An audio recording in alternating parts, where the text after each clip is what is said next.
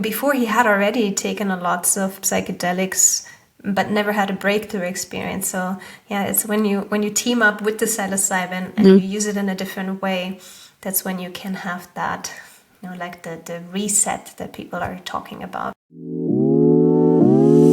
Welcome to the Shift Within podcast. I'm your host, Alice. I'm from the Inner Shift Institute, and I'm here to guide you on a journey inside of your mind. Our podcast is a platform for catalyzing both inner and outer shifts using the power of psychedelics and powerful therapeutic tools. Welcome to your new beginning. Welcome to your new life.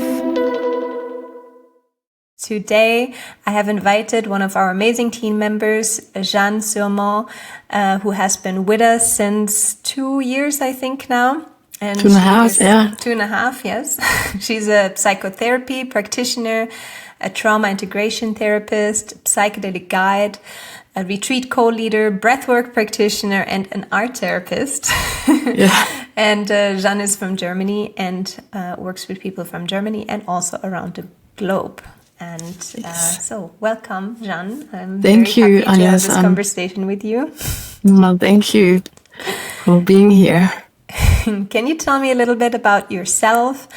And also today we're going to talk about inner child work and psychedelic therapy and how we at the Inner Shift Institute combine the two. So maybe you can tell us a little bit about your background, how you got into inner child healing work, and also how you got into psychedelics. I know this is a long question, but let's go. Yes. Okay. So I was not always a therapist. So I worked in a consultancy firm and eventually I got burned out. And that was the decision that I had to do, to leave this company and to do something else. And I decided I wanted to become a therapist because at that point I was already working with people. And I really wanted to do this, my main profession. So I went back to school. I became a psychotherapist practitioner here in Germany. And my main focus was to work on trauma. So to go really deep with people and to work with their inner children and with their emotions and with the heart as well, so that people could actually open their heart for their emotions and by doing so integrate their inner children. So I went to took some trainings and then I really started to work in that field and more clients came. And at that time, I was already doing psychedelics for myself. So I started many years before I became a therapist with ayahuasca. So that was my first experience. And I continued for a couple of years to go to ceremonies and do this for my own healing and for my own integration and doing a lot of integration work with the methods that I had learned in trainings, doing inner child work, doing emotional work. And eventually more and more clients came. And then one day I got a call from you asking me if I would be, I would be willing actually to work with psilocybin. And I immediately said yes. I immediately had the call to work with mushrooms. And and ever since I'm doing retreats with you and working with clients one-on-one. That's beautiful. Thank you so much for sharing. So when you talk about trauma, can you tell me what that means? And also, can you explain inner child work to someone who has never heard of the concept before, what it is? Okay, I will try to make it short because it's such a big field and a great field. So trauma is basically stress that you have as a child where you cannot find resolution. And that means that you have to split off from an aspect of yourself. So let's say you are angry or you are afraid and mommy doesn't want you to be afraid or doesn't want you to be angry. Then what do? You start suppressing your emotions because, and why do we do this as children? Because we want to stay close to our caregivers. because our survival depends on them. So it's a survival mechanism in a way that we start suppressing emotions. And that's what trauma is. We start suppressing the aspects of us that are feeling in a certain way or that have a distress in a specific situation and cannot resolve it, because resolution would be to feel through it and to have someone with me to go through it. That would be the resolution. So that means that trauma does not necessarily occur when we have a traumatic situation or let's say dramatic situation. It happens because we cannot work through it. If we would not be traumatized. It's not that we had the perfect childhood, but if we don't have someone with us that is able to stay with us so that we can regulate our emotion at some point, then we suppress it or we disown it or we split off from that experience or from that aspect of us that has this experience. And inner child work is a way to undo this process. So it means to go back into these specific situations where trauma occurred and to find resolution. That's what it basically is. Exactly. Yes. Yes. It's like Dr. Gabor Mate, who says, trauma is not what happened to you, but the disconnect of the self because of what happened to you. And it's any time that we were not allowed, for whatever reason, to be ourselves, to not be authentic, to not express what we needed to express, or nobody to guide us on how to express. Because yes, as children, when we're 4 years old and we want to have the cookie before dinner and we get really angry about it, what most of us experienced is parents shaming us for the anger and nobody showing us how to actually just regulate that anger, because the anger in itself it's not a problem, of course. We even as adults, when we cannot get what we want, we might get angry, right? But a 4-year-old child cannot regulate that anger, so has a very strong expression of it, and then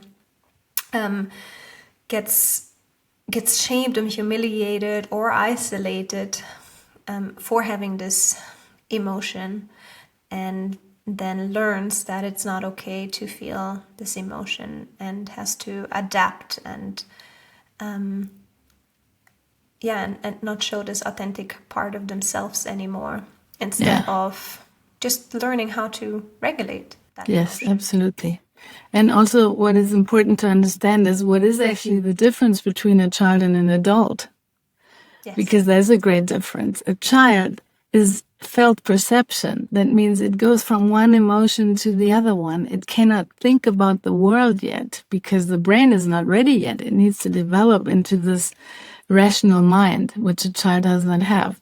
But our caregivers, or the adults of our childhood, are constantly trying to level us up to the adult level, so to rationalize things. And a child cannot do this. So in order to heal something that has happened in the childhood where our caregivers were not there, is to go back to the emotional level. If our let's say if mommy or daddy would have able to do this, to go to the emotional level of the child, and for example saying, I see that you're angry because you don't get the cookie. I understand that you're angry. I would be angry too. But I'm here with you, and it's okay to be angry about this. That would be the adult going on the child level, on the emotional level, and not trying to lift it to the adult level by saying, you got a cookie this afternoon and it's not healthy for you, and just go to bed right now and don't be angry because there's no reason. And then the reason that we as adults don't know how to regulate our child's emotions is because when we were children, did not have our emotions regulated either. Yeah. So when our child gets angry because of the cookie, then we get triggered into our child's self. Yes. And then we don't know how to regulate ourselves to then regulate the child as well, right? So what we need to do is first, that's why inner child work is so important. We go for adults and regulate our own inner child first, so we can regulate our own emotions. And we can do it also in many cases, not in all cases, for the children. But yeah, you're never going to reach a level where you're always going to be regulated, but you can get a lot better at it. I had so many clients, doing inner child work and telling me, wow, this is how I should go about with my own children. I said, yes, exactly. And then they said, wow, that's so interesting. We did not learn this. Where?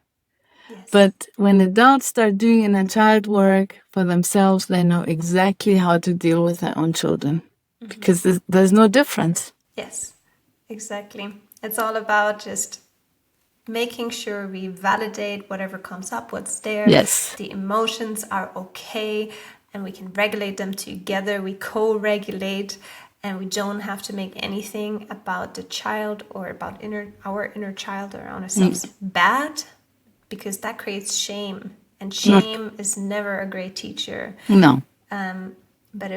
But compassion is a great teacher, and with compassion we can learn, and we can learn from mistakes. Yeah. And children can too. Yes. Yeah. Another thing I would like to say is that maybe, it's important because we can do inner child work during the psilocybin session, but we can only do inner child work after the psilocybin session and integration sessions. And even it works fantastically with microdosing.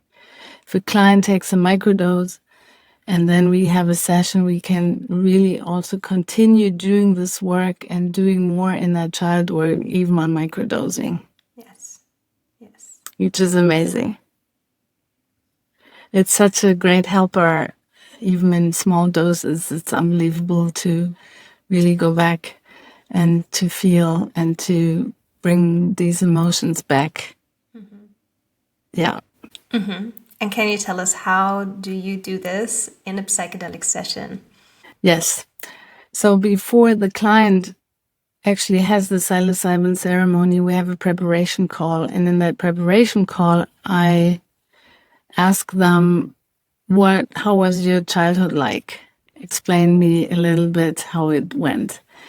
And I also ask them before they take the psilocybin, so the day itself, when they have the ceremony, we have a little conversation, and I would ask them again, can you tell me a little bit about your childhood? Because what I want is really to find the root causes for them in the psilocybin journey. So in that way, we bring everything to the surface. And it doesn't have to happen all the time that a client actually goes back to his or her childhood, but often it does happen, and they remember then vividly what happened. So the psilocybin actually helps them to bring back the memory, to bring back specific situations, and to let them feel how it felt when they were little. And when this happens, I'm usually with the client and I help them through them. So I let them know, it's okay for your inner child to be here. It's okay to feel what you're feeling right now. It's safe to be here right now. I'm with you, so I'm not leaving you. And see what your child needs. That's the next step after we've felt the emotions. It's good to ask the inner child, what do you need? And usually the inner child will say something like, well, I need you to be with me. And I then tell the adult self, yeah, well, let's go and tell tell your child that you're going to be with her or with him and not leaving. And that's usually very healing and very touching. So many people start crying because it's so overwhelming for them to be in touch and actually seeing the inner child on the psilocybin. Yeah, and then we can even go further and see what else the child needs, and make it happen, which is possible with psilocybin. Yes. And what we do also with our inner shift method is that we actually trigger people into this process, right? So if the client is feeling an emotion and they're really stuck in that emotion, we ask them a few questions to guide them towards their inner child. We're using specific tools and questions to, well, not necessarily, we don't actually ask any question about the inner child, but we make them fully relax into the emotion that they're feeling, fully surrender to it. And then usually that opens a door to an old memory to come up and to unfold. And then we help them to process the memory in the psychedelic journey itself. And that happens by, asking questions, guiding them through, but also I have seen, specifically you, Jeanne, I have seen so many times in ceremonies actually holding people, like having them in your arms, where you kind of become a mother figure because they have regressed into that child part in them. And what you really needed was to just be held, and then they ask for it, and then you give it to them. And that alone is so incredibly healing, especially also when you are in an altered state of consciousness, where you have real proper access to your subconscious mind and to your nervous system, and you've had these experiences in your childhood where you had a missing experience, and then we as practitioners give this missing experience to the client who is going through that. Yes, absolutely. So that's true. Sometimes it's me that becomes the mother, and the client actually also says, can you hold my hand, or can you hold me in that moment? I'm that little child. So I'm absolutely doing it. And also you mentioned that we have specific questions that we ask. I do that too. Sometimes when a client has this very overwhelming emotion, I ask them, okay, can you invite your inner child that is associated with it? Mm-hmm.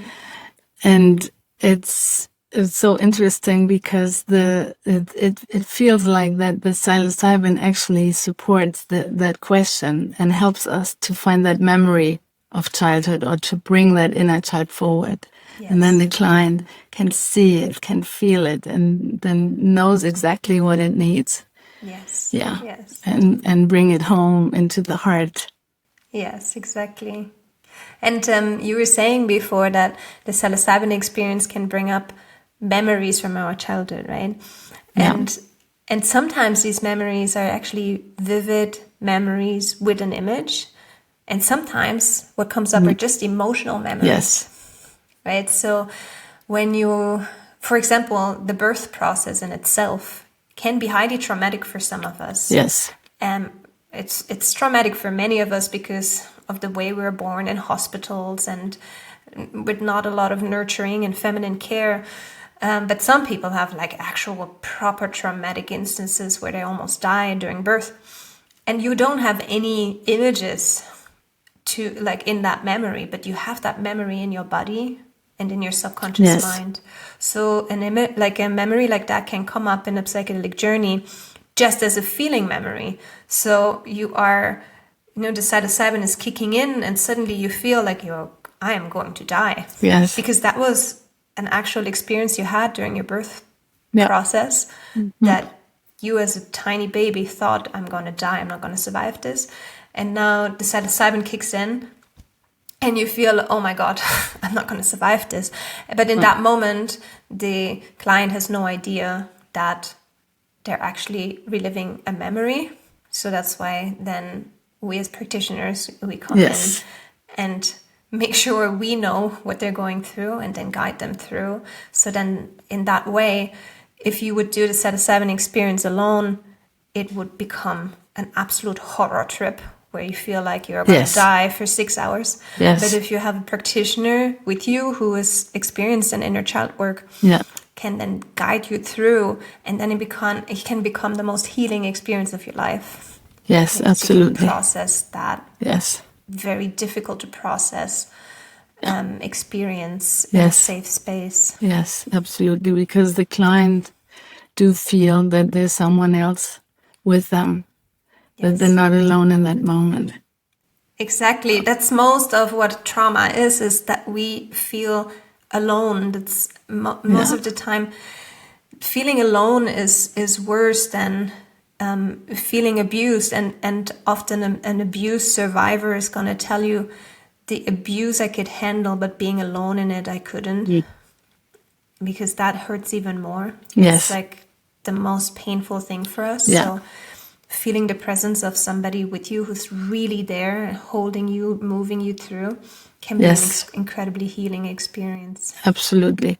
That's what I also tell my clients.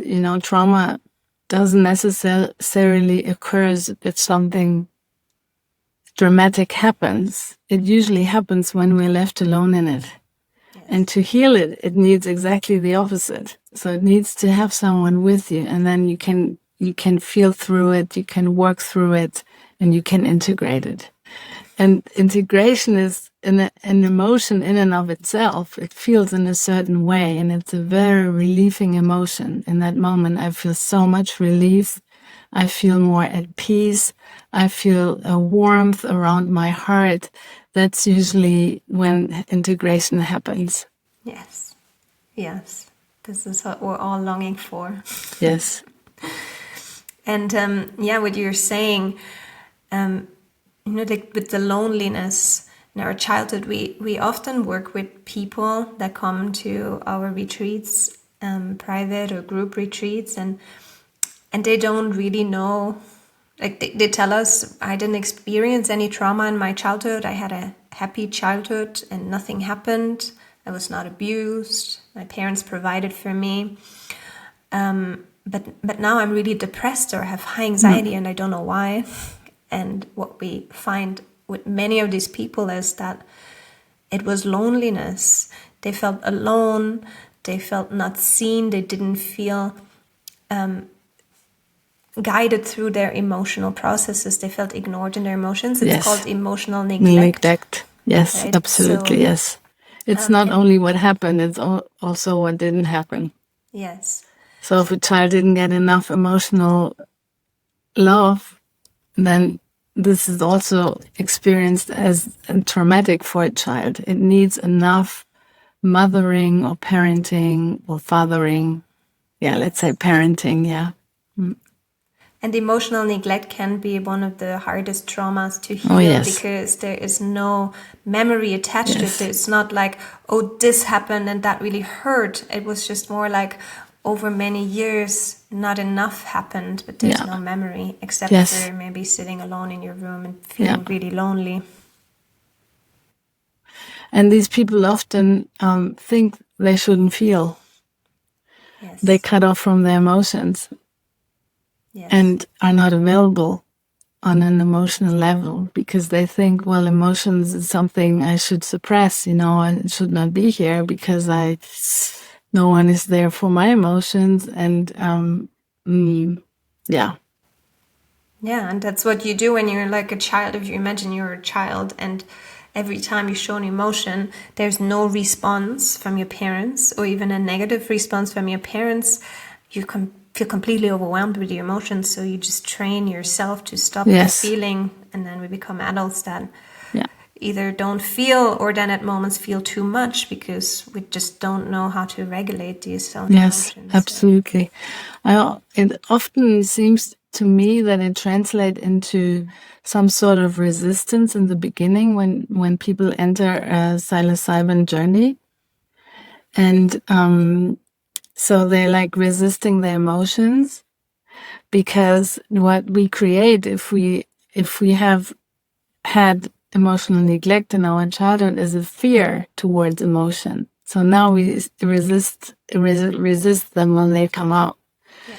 And we also help them to go through the resistance first. So it's not about getting rid of the resistance. It's about seeing as a protector self that we have created to not feel. So by going through resistance, by actually feeling resistance, we are able to help people to be with them, to let them know it's completely okay. There's nothing wrong with you. It's actually protecting you. It's trying to keep you safe from something that you think is you cannot go to. But being with them and guiding them through them, then eventually the resistance dissolves and then they tap into the emotions that were suppressed. Yes. And are able to integrate them. Yeah. Yes, and that's really beautiful to see and to witness when that happens. Mm. And also just want to say that this is a method that we use in our psychedelic journeys when we guide people through in the psilocybin assisted therapy sessions that we do. Not everybody, not every practitioner, or actually many practitioners don't use these tools in psychedelic journeys. They believe in letting the psilocybin do the work and maybe assist somebody by helping them to breathe or giving them some words of encouragement to calm down, but they don't interfere. But we have guided journeys since 2018, and we have seen incredible transformations happen.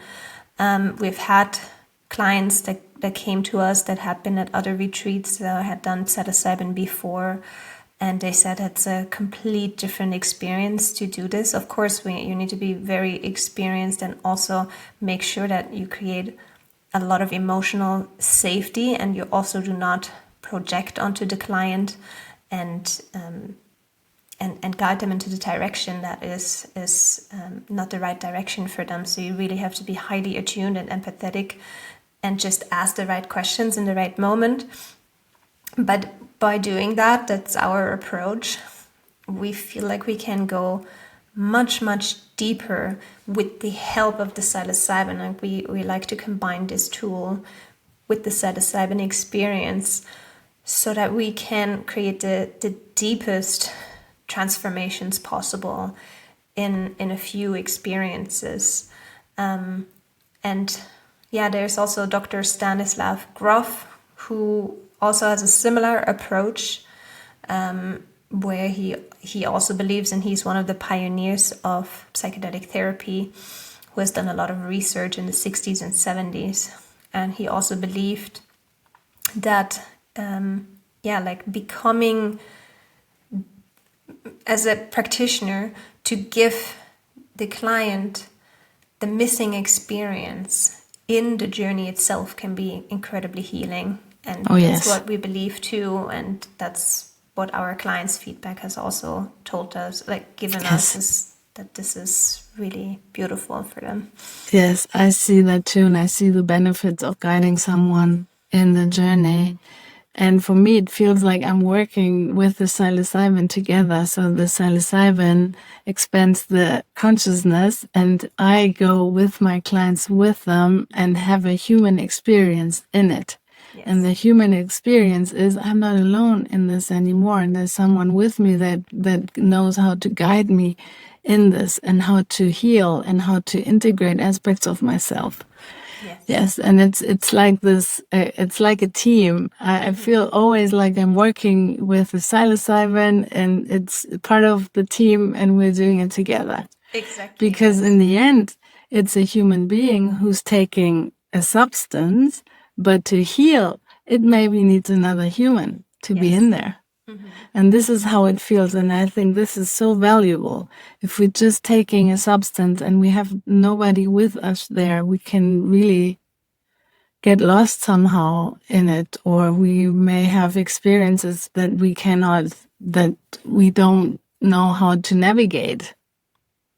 And now here's someone with me going there, also humans, I'm on my hero journey and I have my assistant with me that goes with me. Yes. I once guided somebody through a journey who had done so many psychedelic journeys in his life. Actually, his name is Mark, and he also, on our YouTube channel, there's a video of him talking about his experience. And it's completely different if you have somebody guiding you through, because he never had a very negative experience. He had always used it, but kind of to escape himself than to meet himself. And now we did it in a conscious way with intention, and then I was there. I created that emotional safety. I asked him a few questions, and then he had like an absolute breakthrough experience when before he had already taken a lots of psychedelics but never had a breakthrough experience. So it's when you team up with the psilocybin and you use it in a different way, that's when you can have that, like the reset that people are talking about when they speak about psychedelics. Yeah. I also had an insight only a couple of weeks ago. I was like so in awe for the psilocybin because it's such a great connector.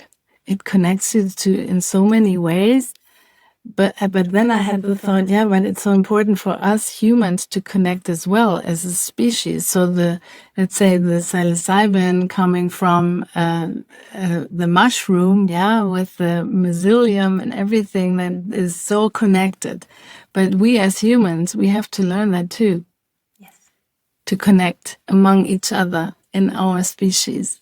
And that's why I think it's so incredibly beneficial to have someone with you going through a journey like this, because, clients or the people I work with, they connect to me and I connect to them as well.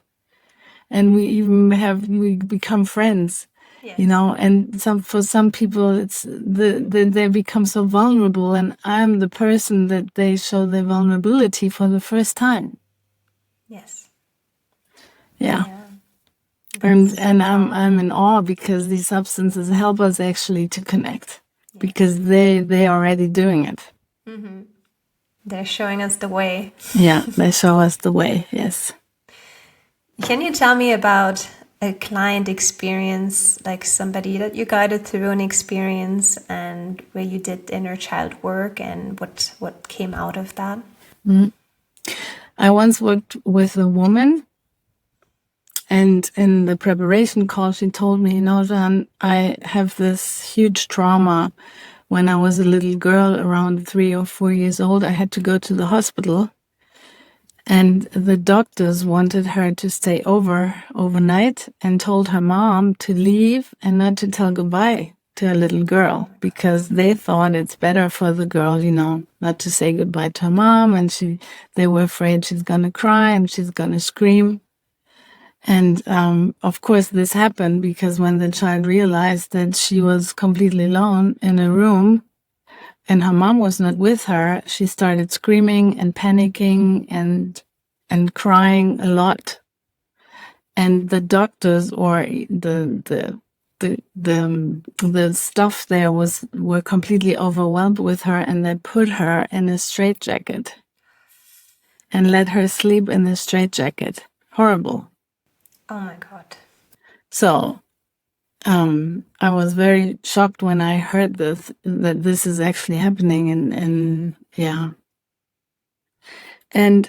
then came the day of the ceremony, and she took the psilocybin, and at some point of the journey, I asked her, how are you doing, and what are you feeling? And then she said to me, I think I'm this little girl right now, I'm in that straitjacket, and I need your help. Can you help me? I said, yes, of course, I'm here with you. You're not alone anymore. And we processed the emotions first. I acknowledged her. I said, it's exactly right how you feel right now, because everyone in your situation would feel exactly the same way. And when we did this, she said, I think I'm ready to take this off. Can you help me taking it off? I said, yes, I'm taking the straitjacket off. And I'm really happy to do this. So I pretended to take the straitjacket off. I let her know, I'm here, and now I'm taking off, and I'm opening it. You can take off your right arm, you can take off your left arm, and we take it off completely. And she could feel that relief of taking off that straitjacket. And then I asked her, what would you like to do with it? And she said, I want a fire. I want to burn this. I said, okay, fine. Let's, in your vision, make a big fire and throw it in. And then she said, yes, and I want to throw all the straitjackets that exist in the world. I want to make this huge fire where all of them can be burned. And that was such a huge relief for her. And then she saw the little girl that was liberated from that straitjacket, so she was able to go back into her adult self perspective and was able to go to the little one and bring her and take her in her arms, telling her, it's over. You don't have to stay there. I'm bringing you home and you can be with me. That was so healing for her. And after the journey, she was really crying because she was so touched by how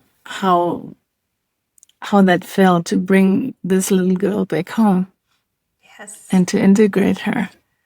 Yes, and then it's that's such a touching story, and such an incredible story, and it's so beautiful how we can then, in a journey like that, change that memory. Oh, yes. And I just want to explain a little bit why this works so well. Is if you take the subconscious mind, if you take our brain, our brain works so well with imagination.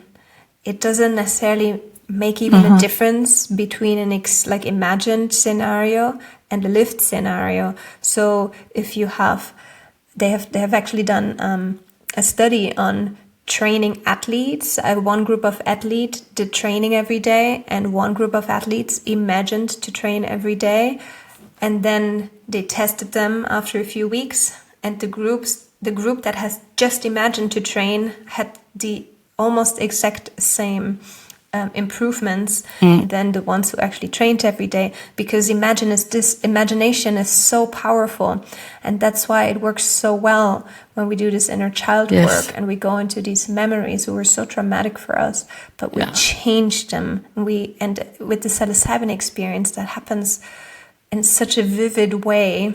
And this time we go back into that memory, we feel it, and then you have somebody there with you this time, and you can be liberated from that. And then that can really change your life around. It can make you trust the world more. It can make you reduce your fears in life, your anxiety. And like an experience like that, I imagine this woman probably dealt with anxiety in her life, because that would be such an anxiety-provoking situation, right? And so then that can incredibly reduce the amount of anxiety in an incredible way. Yes, absolutely. And this woman, just to let you know, she was very stuck in life, and she did not understand why. She had a good job, and she was not happy in it, and she didn't know what to do. And afterwards, she told me, now I know why I feel so stuck all the time. Now, why I cannot continue, why I cannot do what I really want to do in this life, what I really want to bring into this world. And she's doing it now. So it's great. Yes. Yeah, and you're absolutely right. For the brain, it doesn't matter if it's a visual or if it's really happening. It's images. Yes. And then if you are actually in a psychedelic experience and a practitioner is next to you and even speaking you through the experience, it's even more than just images, because you actually have a person in there with you. Yes, you have the experience, yes. So, Jeanne, as we're coming to the end of this podcast, is there anything else that you would like to share? Yes, I would also like to share that we can also do inner child work after the psilocybin session when we do integration work. And it also works amazingly with microdosing. So if you continue doing this work, it doesn't mean you have to go on a psychedelic journey like every second week or so. You do this, you have your psychedelic experience, and then you can continue the work without substance or on a microdose.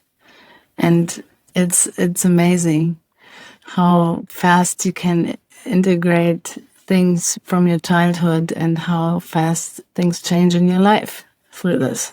Yes, it's the perfect integration tool to continue after. Absolutely. Yes. Yes.